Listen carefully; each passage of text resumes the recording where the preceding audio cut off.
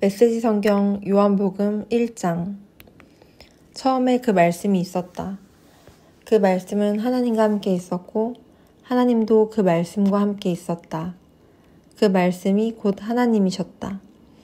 그 말씀은 첫날부터 하나님을 위해 준비된 말씀이었다. 모든 것이 그분을 통해 창조되었다. 그분 없이 창조된 것은 단 하나도 없었다. 존재할 수 있도록 한 것은 바로 생명이었으니 그 생명은 삶을 유지하는 빛이었다. 그 생명빛이 어둠을 뚫고 타올랐으니 어둠은 그 빛을 끌 수 없었다. 일찍이 한 사람이 있었다. 그의 이름은 요한이었다. 그는 그 생명빛에 이르는 길을 가리켜 보이라고 하나님께서 보내신 사람이었다. 그가 온 것은 어디를 보고 누구를 믿어야 할지를 모든 사람에게 보여주기 위해서였다. 요한 자신은 그 빛이 아니었다. 그는 그 빛에 이르는 길을 보여주려고 온 사람이었다. 그 생명빛은 참된 빛이었다. 그분은 생명에 들어가는 사람 누구나 그 빛 속으로 데려가신다. 그분이 세상에 계셨고 세상이 그분을 통해 존재했지만 세상은 그분을 알아보지 못했다. 그분이 자기 백성에게 오셨지만 그들은 그분을 원치 않았다.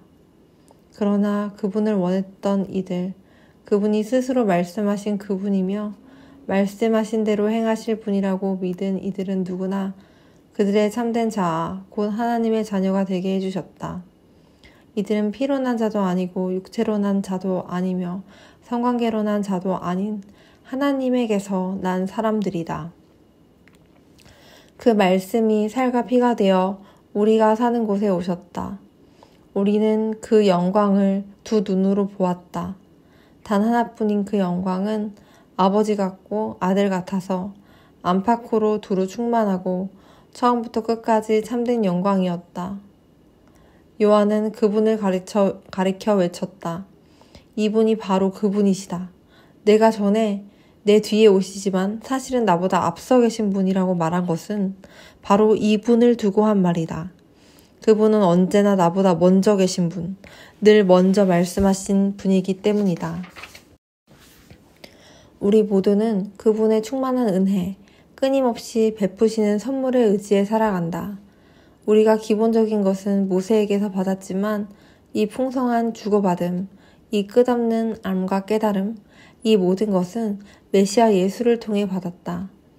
이제까지 하나님을 본 사람, 어렴풋하게라도 그분을 본 사람은 없었다. 아버지의 심장에 계신 분, 단 하나뿐인 하나님의 모습이신 그분께서 하나님을 대낮처럼 분명하게 드러내 보이셨다. 예루살렘의 유대인들이 제사장과 관리들을 요한에게 보내어 그가 누구인지 물어보았을 때 요한은 아무것도 숨기지 않았다. 그는 그 질문을 얼버무려 넘기지 않고 사실 그대로 말했다. 나는 메시아가 아니다. 그들이 다그쳐 물었다. 그렇다면 누구란 말이요? 엘리야요? 아니다. 예언자요? 아니다. 그들은 화를 내며 말했다. 그렇다면 누구란 말이요? 우리를 보낸 이들에게 전해줄 답변이 필요하오. 무엇이라도 좋으니 당신 자신에 대해 좀 알려주시오. 나는 하나님을 위해 길을 곧게 하라고 광야에서 외치는 소리다. 나는 예언자 이사야가 선포한 일을 행하는 것이다. 요한에게 질문한 사람들은 바리새인들이 보낸 이들이었다. 이제 그들은 자신들이 궁금해하던 질문을 던졌다. 당신이 메시아도 아니고 엘리야도 아니고 예언자도 아니라면 세례는 왜 주는 겁니까? 요한이 대답했다. 나는 물로 세례를 줄 뿐이다. 그러나 너희 가운데 너희가 알아보지 못하는 한 분이 서 계신다. 그분은 내 뒤에 오시지만 내 다음 가는 분이 아니시다. 나는 그분의 겉옷을 들고 있을 자격조차 없는 사람이다. 이것은 요한이 세례를 주던 요단강 건너편 베다니에서 나눈 대화였다. 이튿날 요한은 예수께서 자기에게 오시는 것을 보고 큰 소리로 말했다.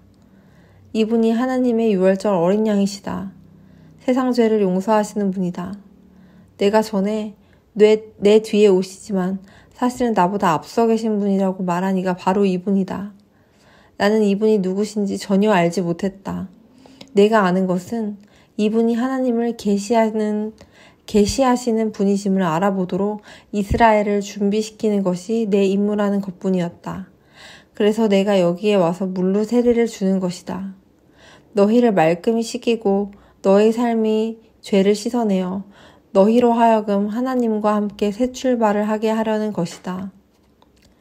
요한은 자신의 증언을 이 말로 매듭지었다.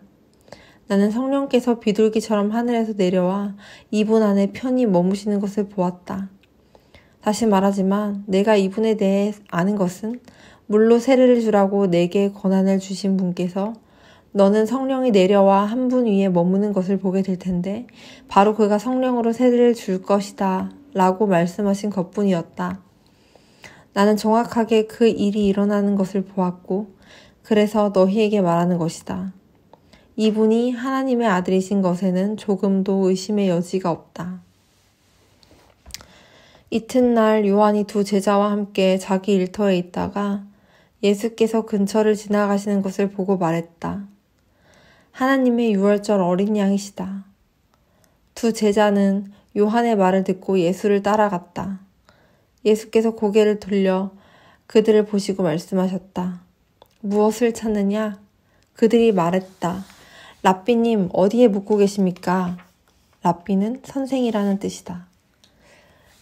예수께서 대답하셨다. 와서 직접 보아라. 그들은 가서 예수께서 지내시는 곳을 보았고 그날을 그분과 함께 지냈다. 늦은 오후에 일어난 일이었다.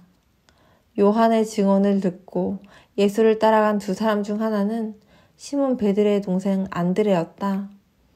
그가 예수께서 지내시는 곳을 확인하고 나서 맨 먼저 한 일은 자기 형 시몬을 찾아가 우리가 메시아를 만났다고 알린 것이었다. 메시아는 곧 그리스도다. 그는 즉시 시몬을 예수께로 인도했다. 예수께서 시몬을 쳐다보시고 말씀하셨다. 너는 요한의 아들 시몬이 아니냐? 이제부터 내 이름은 게바다. 게바는 베드로, 곧 바위라는 뜻이다. 이튿날 예수께서 갈릴리에 가기로 하셨다.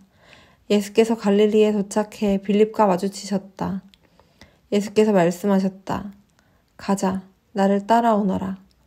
빌립의 고향은 베세다였다. 그곳은 안드레와 베드로의 고향이기도 했다. 빌립이 가서 나다나엘을 만나 이렇게 말했다. 모세가 율법에 기록하고 예언자들이 전해준 그분을 우리가 만났습니다.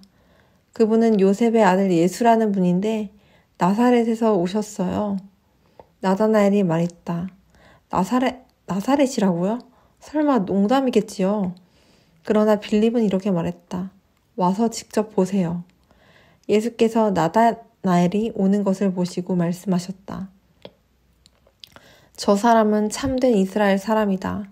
그에게는 거짓된 구석이 하나도 없다. 나다나엘이 말했다. 어떻게 그런 생각을 하셨습니까? 저를 모르시지 않습니까? 예수께서 대답하셨다. 빌립이 너를 이곳으로 부르기 오래전에 내가 무화과 나무 아래 있는 것을 보았다. 나다나엘이 큰 소리로 말했다. 랍비님, 선생님은 하나님의 아들이시며 이스라엘의 왕이십니다. 예수께서 말씀하셨다. 내가 무화과 아래 있는 것을 내가 보았다고 해서 믿는 것이냐? 그것은 아무것도 아니다.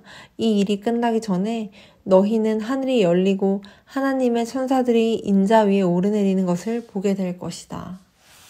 아멘.